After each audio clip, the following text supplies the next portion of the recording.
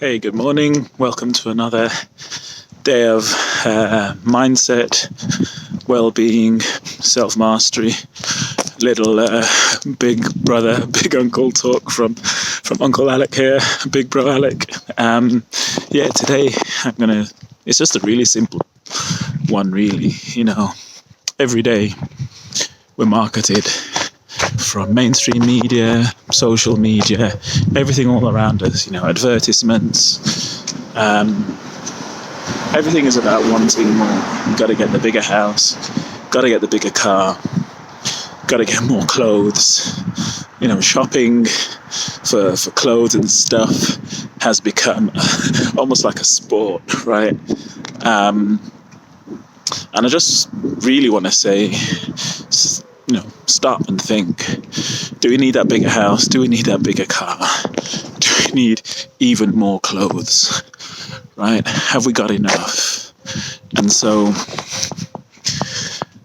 why do we get marketed as to why we should buy all these things? And ultimately, it's about being happy, right? It's about being told that we'll be happier if we have the bigger car, this great 20 grand kitchen, the great new car because it's got all these additional extras and so on. I mean, I'm 50 and I'm not that old. Obviously, I'm not young. And I remember, with cars that we had growing up were relatively simple, basic offerings, and we didn't need too much, right? Because ultimately the car was about getting us from A to B. It wasn't about all the fancy heated seats, heated mirrors, and so on. But now we've got so many gadgets and devices in our cars that we've been convinced that we need to have all of those things, when ultimately, how much time do we spend in our cars? There's a stat somewhere and I didn't manage to get to look at it. I'll try and look it up and put it in the description. Sorry for the noisy lorry going past.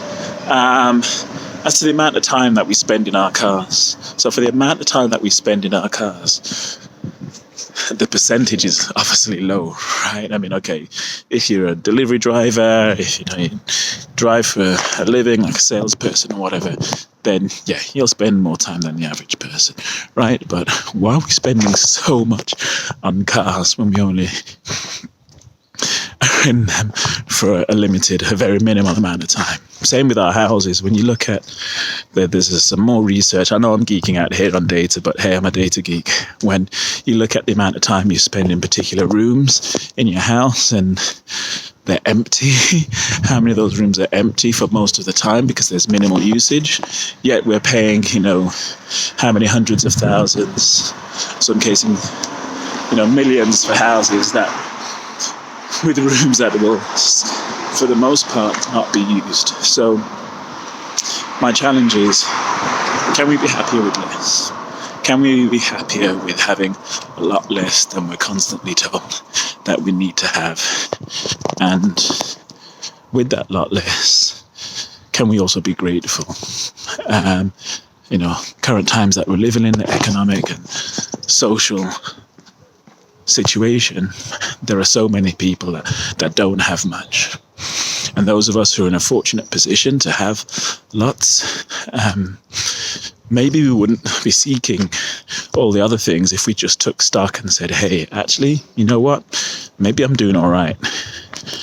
Maybe I've got a lot of stuff and I don't need to have any more. So I'm not telling anyone what to do, what you should do, because that's not what I'm about. I'm just trying to get us all to look at things differently, to look at life in a different way and say, can we live life in a different way? Can we be happier in a different way than the way that UK, capitalist and similar countries' culture tells us that the only way we can be happy? So, as ever, said with much love and respect, hope you have a great day. Bless up and one love. Peace.